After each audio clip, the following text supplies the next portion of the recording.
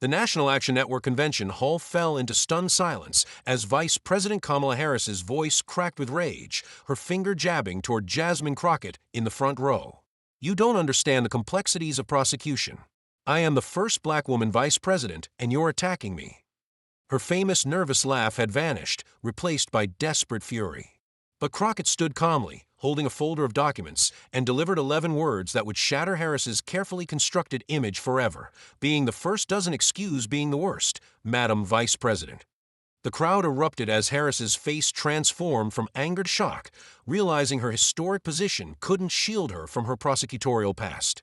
The confrontation that would expose the hollow nature of performative representation took place at the National Action Network's annual convention, where Kamala Harris had arrived expecting celebration of her historic achievement as America's first black woman vice president.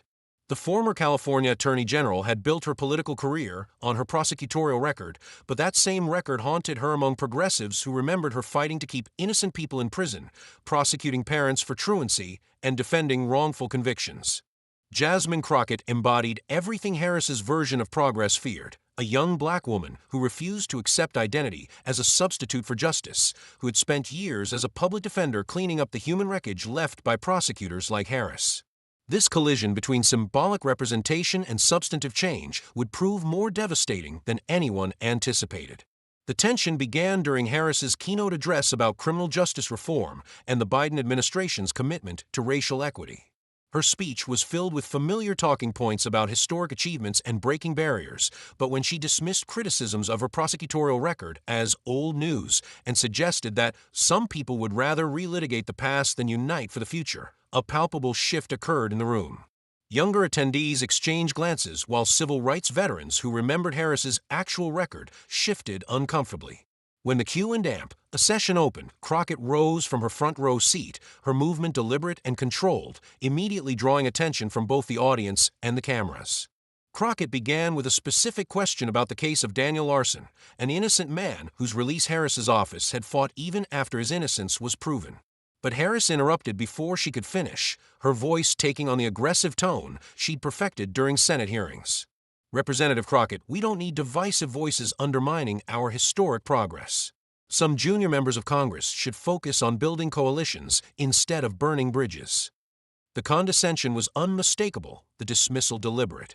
Harris continued, suggesting that criticism from progressives like Crockett was helping Republicans, that unity was more important than relitigating past decisions, that her historic position should earn her deference rather than scrutiny. But Crockett had come prepared. She pulled out a thick folder of documents, each tab marked with a different case where Harris's office had fought to preserve wrongful convictions. Her voice remained steady as she began reading from court briefs Harris had personally signed. "In 2014, your office argued that Daniel Larson should remain in prison despite being proven innocent because he filed his petition too late. He served 2 extra years because you prioritized procedure over innocence."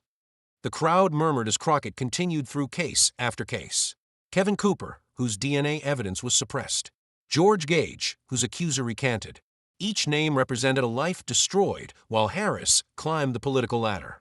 Harris attempted to deflect, talking about the complexities of the legal system and the difficult decisions prosecutors face, but her usual confident delivery was cracking.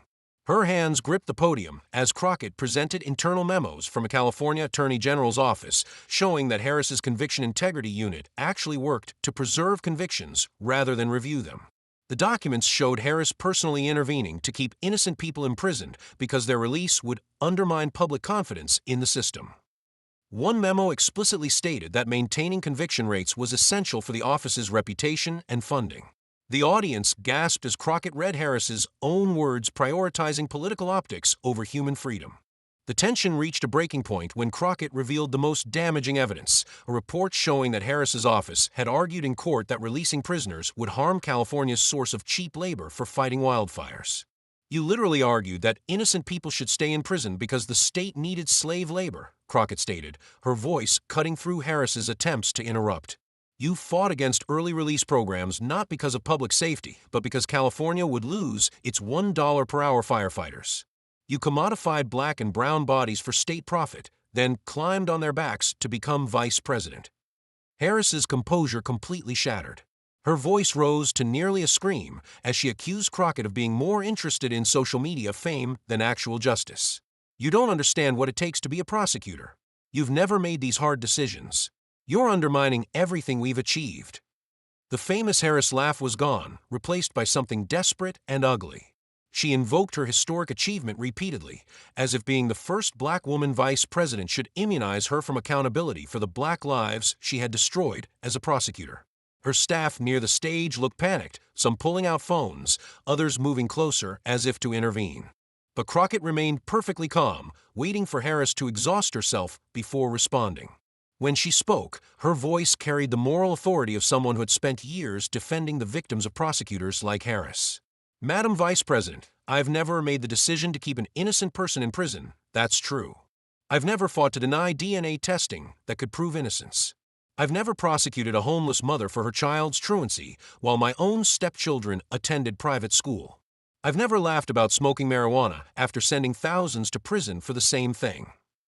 Each statement landed like a precision strike, Harris's face cycling through expressions of rage, panic, and something approaching shame.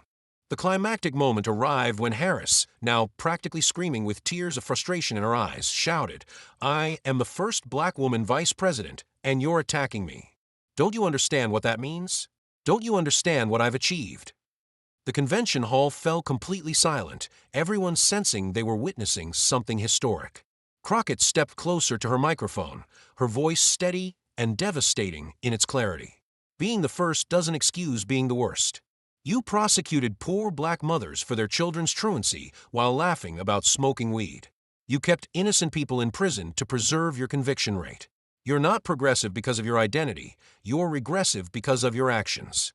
She paused, letting the words settle before delivering her final, annihilating conclusion. I don't care if you're the first black woman VP if you use black bodies as stepping stones to get there. That's not breaking barriers, Madam Vice President. That's building them. You want credit for your identity while running from accountability for your actions. You want to be celebrated as a symbol of progress while embodying everything wrong with our criminal justice system. The saddest part isn't that you did these things, it's that you still defend them while claiming to represent justice. You're not a champion of our community.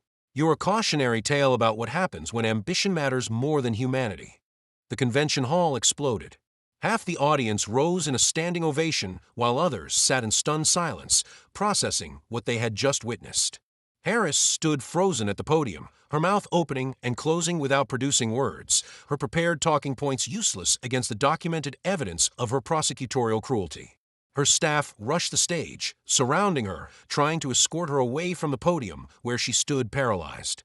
The image of Harris being practically carried off stage while Crockett calmly returned to her seat would become the defining visual of her vice presidency's credibility collapse. Within minutes, #CrockettDestroysHarris was trending globally. The video clips spread across every platform, with young progressives sharing them as vindication of their criticism of Harris's empty representation politics. Even mainstream media outlets that typically protected Harris couldn't ignore the devastating documentation Crockett had presented.